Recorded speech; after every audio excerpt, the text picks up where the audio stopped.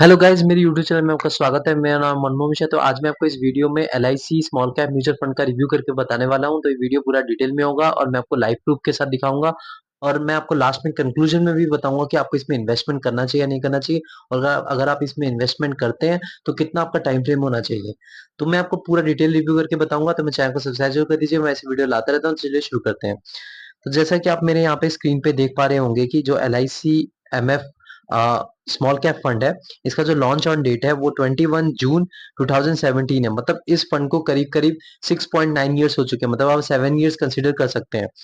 तो 7 ईयर्स में अगर आप इसका देखें रिटर्न, 6.9 ईयर्स में इसका रिटर्न देखिए, कैटेगरी रिटर्न जो है वो 18.28% तक का रिटर्न है।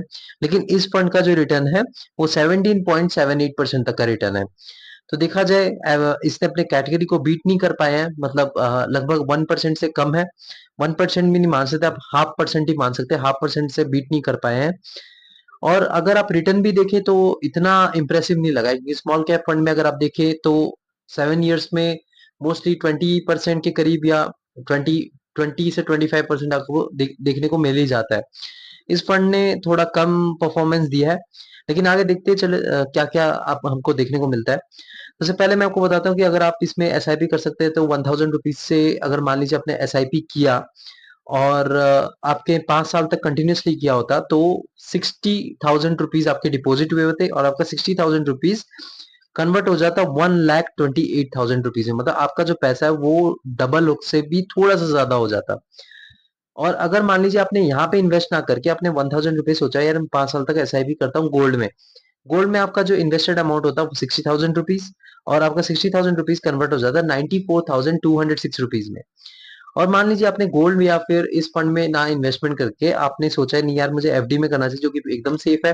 तो एफडी में अगर आप करते तो आपका डिपॉजिट होता 60,000 रुपीज और आपका 60,000 रुपीज 72,007 रुपीज में कन्वर्ट हो जाता, 72,000 रुपीज में कन्वर्ट हो जाता। तो आप देख पा रहे कि जो इंटरेस्ट इसमें से 12,000 रुपए मिलता है, उसमें पैसा आपका डबल हो जाता फंड में, और आपका जो गोल्ड है उसमें 94,000 रुपीज तक का आपका कन्वर्ट हो जाता है कैश। तो आप देख पा रहे हैं कि जो रिटर्न है वो सबसे अच्छा इसी फंड का है। और अगर आप रिटर्न वर्सेस कैटेगरी देखें तो रिटर्न बिलो एवरेज है। देखिए स्मॉल कैप फंड के हिसाब से इसका रिटर्न अच्छा नहीं है। और रिस्क देखा जाए तो बिलो एवरेज है, तो रिस्क इसने थोड़ा कम लेता है तो इसलिए रिटर्न थोड़ा कम है। तो जाहिर सी बात है अगर रिस्क आप ज्यादा लेंगे तो आपका रिटर्न भी ज्यादा रहेगा। ये एक मार्केट का रूल रहता है, हर जगह रूल है। अब मिनिमम एसआईपी की बात करें तो आप इसमें 500 रुपीज से एसआईपी कर सकते हैं। और अगर आप वन टाइम इन्वेस्टमेंट करना चाहते हैं, मतलब लमसम करना चाहते हैं, तो 5,000 रुपीज से लमसम कर सकते हैं। और इसका लॉक इन पीरियड बात करें तो कोई लॉक इन पीरियड नहीं, आप कभी भी इन्वेस्टमेंट कर सकते हैं, कभी भी आप पैसा विड्रॉ कर सकते हैं सेल करके। एईएम की बात करें तो एसेट अंडर मैनेजमेंट जो कि 209 करोड़ रुपीस है, जो कि बहुत ही कम एसेट अंडर मैनेजमेंट है। इसमें लोग जो है इन्वेस्टमेंट बहुत ही कम कर रहे हैं। इसका रीजन भी आपको नीचे पॉइंट में पता चलेगा। देखिए मैं आपको इससे पहले एयूएम के बारे में बताता हूँ। एयूएम मतलब टू इसमें कितने पैसा जो है वो आपका इस फंड में इन्वेस्टेड है। तो यहाँ पे 209 करोड़ रुपीस ही इन्वेस्टेड है। मैं आपको बता रहा हूँ जितने भी फंड्स हैं, मतलब मोस्टली मैं आपको रिकमेंड करता हूँ कि 10,000 करोड़ रुपीज से लेकर 30,000 करोड़ रुपीज, जो कि बहुत ही अच्छा खासा ईवीएम माना जाता है। अगर ज्यादा ईवीएम होता है तो प्रॉब्लम क्या होती है कि जो मैनेजर को, फंड मैनेजर होता है, उसको मैनेजमेंट में थोड़ी दिक्कत आती है। लेकिन अगर फंड मैनेजर मैनेज कर देते तो कोई प्रॉब्लम नहीं है। और जितना ये शॉर्ट जो ईवीएम वाले होते हैं, मतलब जैसे 209 करोड़, 1000 करोड़, 500 करोड़, उसमें प्रॉब्लम क्या होता है, वो एक वेल एस्टेब्लिश फंड नहीं होता। उसमें थोड़ी दिक्कत आ जाती है कि लोग क्या, इन्वेस्टमेंट बहुत ही कम होता है तो थोड़ा दिक्कतें फेस करनी पड़ती है। और एक्सपेंस रेशियो की यहाँ पे अगर बात करें तो यहाँ पे इसलिए एवीएम तो बहुत ही छोटा है। अगर आप एक्सपेंस रेशियो की बात करें तो वो भी एकदम बेकार है, 1.52% है। मैंने हर एक वीडियो में आपको रेकमेंड कर रखी है अगर 1% से नीचे आपका एक्सपेंस रेशियो है तभी आप उस फंड को कंसीडर करें। मैं तो ये भी बोलता हूँ कि 1.8 या 1.9, सॉरी 0.8 या 0.9% वाले को भी आप कंसीडर ना करें तो अच्छा है। 0.5, 0.6 या 0.7 ज्यादा से ज्यादा, या उससे नीचे अगर एक्सपेंस रेशियो है तो उसको आप कंसीडर करें तो अच्छा रहता है। क्योंकि एक्सपेंस रेशियो में आपको बता रहा हूँ अगर 1% भी होता है ना, तो आपका लॉन्ग रन में वो 1% आपका लाखों या करोड़ों रुपए का डिफरेंसेस बन जाएंगे। तो वो जो आपका फीस है वो सारा फंड मैनेजर को जाएगा, आपके पास नहीं आएगा। तो देखिए आप तो दिमाग लगा नहीं रहे हैं, दिमाग तो आपका फंड मैनेजर लगा रहे, तो उनको उसका जो प्रॉफिट का हिस्सा तो बनता है, लेकिन इतना नहीं बनता कि यार 1.52% तक आप दे। तो ये जो एक प्रॉपर एक रीजन है जिसमें लोग थोड़ा इन्वेस्टेड करने से डर रहे हैं, मतलब इन्वेस्टमेंट लोगों का ज्यादा इन्वेस्टमेंट नहीं है, इसलिए इसका जो एयूएम साइज है सिर्फ 209 करोड़ रुपीज है। और आप देख पा रहे रिटर्न भी इससे इसका जो है as compare to other small cap fund बहुत ही कम है, क्योंकि 7 ईयर्स बहुत ही लंबा टेन्योर होता है और इन्होंने सिर्फ 17.78% तक का रिटर्न दे रखा है। तो मुझे नेगेटिविटी बहुत ज्यादा दिख रही है इस फंड में अभी तक। आगे देखते हैं चलिए क्या होता है। अगर मान लीजिए आपको टैक्स इन्फॉर्मेशन की बात करें तो हमने इस फंड को 1 साल में के अंदर ही बेच दिया प्रॉफिट बुक करके, तो आपको 15% तक का टैक्स देना पड़ेगा अपने प्रॉफिट पे अगर आप इंडियन टैक्स रिजिम में आते हैं। और मान लीजिए आपने ये होल्ड कर लिया 1 साल के ऊपर, तो आपको 10% तक का आपको देना पड़ेगा टैक्स अपने प्रॉफिट पे, और अगर आप इंडियन टैक्स रिजिम में आते हैं तो। और एग्जिट लोड की बात करें तो आपने 1 साल से पहले अगर आप मान लें सेल करते हैं, आपको 1% तक का एग्जिट लोड देना पड़ेगा, और आपने 1 साल तक होल्ड कर लिया तो आपको एग्जिट लोड कुछ नहीं देना पड़ेगा। और मार्केट कैपिटल जो कि मेन बात है उस पे आते हैं, तो आप देखिए तो मिड कैप का जो इसका एलोकेशन है 41.29% तक का एलोकेशन है। स्मॉल कैप का जो इसका एलोकेशन है 58.71% तक का एलोकेशन है।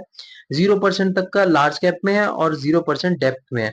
तो यहाँ पे एक अजीब बात लगी, मतलब इन्होंने स्मॉल कैप फंड है लेकिन मिड कैप में इनका ज्यादा एलोकेशन है 41.29%। तभी आप समझ पा रहे हैं कि 7 ईयर्स में इसने रिटर्न जो है सिर्फ मतलब 17% तक ही दे रखे हैं, जो कि स्मॉल कैप फंड है तो 20% क्रॉस हो ही जाता है। अगर आप कोई नॉर्मल या मतलब बड़े स्मॉल कैप फंड के अगर देखें तो 20% तो क्रॉस हो ही जाता है 6 to 7 ईयर्स में। तो आप देख पा रहे हैं कि इसका रीजन यही है, क्योंकि यहाँ पे जो है इन्होंने थोड़ा रिस्क कम लेने की कोशिश करी है मिड कैप फंड में इन्वेस्टमेंट, चलो रिस्क कम लेने की कोशिश करी है, उसके हिसाब से रिटर्न भी थोड़ा कम दिया, कोई प्रॉब्लम नहीं है, लेकिन यहाँ पे अपने एक्सपेंस रेशियो क्यों इतना ज्यादा रखा, और एयूएम भी बहुत ही कम है अभी। तो इसका सेक्टरल एलोकेशन की बात करें तो इनका इंडस्ट्रियल सेक्टर में सबसे ज्यादा एलोकेशन है 41.02%, कंज्यूमर साइक्लिकल में 15.27% सेकंड पे है, थर्ड पे है बेसिक मटेरियल जिसमें 14.91% तक एलोकेशन है, फोर्थ पे है हमारे फाइनेंशियल सर्विस जिसमें 6.36% तक एलोकेशन है, फिफ्थ में है हेल्थ केयर जिसमें 6.36% तक एलोकेशन है, सिक्स्थ में है टेक्नोलॉजी सेक्टर जिसमें 6.24% तक एलोकेशन है, सेवंथ में है कम्युनिकेशन सर्विस जिसमें 2.9% तक एलोकेशन है, एट में है रियल एस्टेट जिसमें 1.46% तक एलोकेशन है, नाइन में है कंज्यूमर डिवाइसेज जिसमें 1.18% तक एलोकेशन है।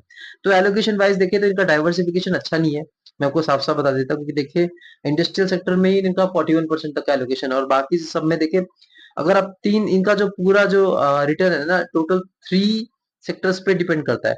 एक हो गया बेसिक बेसिक मटेरियल, एक हो गया कंज्यूमर साइक्लिकल, और तीसरा हो गया आपका इंडस्ट्रियल्स। अगर ये 3 सेक्टर अच्छा परफॉर्मेंस देंगे तो तभी आपका रिटर्न अच्छा खासा मिलेगा, और वो भी गारंटी नहीं है, क्योंकि छोटी कंपनीज है, छोटी कंपनीज अच्छा परफॉर्मेंस देती भी है और बुरा परफॉर्मेंस भी इतना गंदा भी देती है। मतलब आपका रिटर्न जो है वो डबल भी हो सकता है, आपका जो नेगेटिव में भी जा सकता है, मतलब 100% नेगेटिव भी जा सकता है। तो स्मॉल कंपनी कैप कंपनीज में पोटेंशियल हाई रहता है और नीचे भी जाने के चांसेस रहते हैं। तो ये जो चेंज ये जो प्रॉब्लम है ये फेस करना पड़ेगा इंडस्ट्रियल सेक्टर में। आप देख पा रहे हैं कि इनका सबसे ज्यादा एलोकेशन है, जो कि मुझे अच्छा नहीं लगा है, इनका डाइवर्सिफिकेशन प्रॉपरली इन्होंने फॉलो नहीं करा है। अब फंड मैनेजर की बात करें तो जो योगेश पाटिल है इनका 0.75 ईयर्स का एक्सपीरियंस है, और सेकंड जो है वो दीक्षित मित्तल, इनका भी 0.75 ईयर्स का एक्सपीरियंस है, मतलब एक्सपीरियंस इनके कोई ज्यादा नहीं है फंड मैनेजर्स के। 1 साल का भी एक्सपीरियंस है, तो ये भी एक नेगेटिव पॉइंट है। और इसकी रेटिंग अगर बताए तो 2 आउट ऑफ 5। देखिए हर जगह मुझे सिर्फ इसकी नेगेटिविटी ही दिख रही है। रिटर्न कम है, पहला नेगेटिव। सेकंड नेगेटिविटी ये है कि इसका जो एयूएम साइज है वो बहुत ही कम है, मतलब एयूएम मैटर तो करता नहीं है, लेकिन अब भाई 7 साल हो चुके हैं, इसका एयूएम साइज यार सिर्फ 209 करोड़ है, तो बहुत ही कम है, तो लोग इन्वेस्टेड नहीं है, इसमें भरोसा नहीं कर रहे हैं। अगर एसआईपी 100 रुपए होता और वन टाइम इन्वेस्टमेंट 1000 रुपए होता तो ज्यादा अच्छा रहता है, यहाँ पे 500 और 5000 रुपए है। उसके बाद और नेगेटिविटी, सबसे बड़ा नेगेटिविटी यार एक्सपेंस रेशियो 1.52% है, जो कि बहुत ज्यादा है, मतलब 1% भी मैं रेकमेंड नहीं करता, तो यहाँ पे 1.52% है, तो मैं बिल्कुल भी रेकमेंड नहीं करूंगा कि आप ये फंड में इन्वेस्टमेंट करें। और अगर आप इसमें और बात देखें तो मिड कैप में इन्होंने रिस्क लेने के लिए, मतलब रिस्क जो है वो थोड़ा कम लेने की कोशिश की है, तो इसलिए रिटर्न जो है थोड़ा कम हुआ है, वो चलो कोई प्रॉब्लम नहीं है, कॉम्प्रोमाइज हो रखा है, लेकिन यार यहाँ पे एक्सपेंस रेशियो और एयूएम साइज बहुत ही कम है। और यहाँ पे सेक्टर एलोकेशन की बात करें तो इनका एलोकेशन जो है वो भी प्रॉपरली नहीं है, मतलब यहाँ पे जो डाइवर्सिफिकेशन होना चाहिए वो भी मुझे कहीं दिखा नहीं है, डाइवर्सिफिकेशन अच्छा नहीं है। 3 फंड पे 3 सेक्टर पे इनका टोटल रिटर्न रिटर्न मतलब डिपेंड करता है, और बाकी में तो इन्होंने ज़्यादा डाइवर्सिफिकेशन कर नहीं रखा है। फंड मैनेजर भी ज़्यादा एक्सपीरियंस नहीं है, बहुत ही कम एक्सपीरियंस है। तो ओवरऑल कंक्लूजन में मैं बता दूँ, ये फंड इतना अच्छा खासा नहीं है। आप अगर इन्वेस्टमेंट करना चाहते हैं तो कोई अच्छा खासा स्मॉल कैप फंड में इन्वेस्टमेंट कर सकते हैं, कोई दूसरा, जिसमें मैं वीडियो बनाता ही रहता हूँ। आप मेरे चैनल को सब्सक्राइब जरूर कर दीजिए, मैं ऐसे वीडियो बनाते ही रहता हूँ, आप वो देखते भी रहते हैं। और ये फंड में आप इन्वेस्टमेंट ना करें तो ज्यादा अच्छा है। अगर आप करते भी हैं, अगर इन केस आप सोच भी रहे हैं करने के लिए, आपको रिटर्न थोड़ा बहुत एडजस्ट भी कर सकते हैं, ये एक्सपेंस रेशियो को भी एडजस्ट कर सकते हैं, तो आप टाइम फ्रेम इसमें 10 साल तक मान सकते हैं। लेकिन मैं सजेस्ट करूंगा कि आप इस फंड में इन्वेस्टमेंट ना ही करें तो अच्छा है। तो मेरे चैनल को सब्सक्राइब कर दीजिए, मैं ऐसे वीडियो लाता रहता हूँ। Thank you.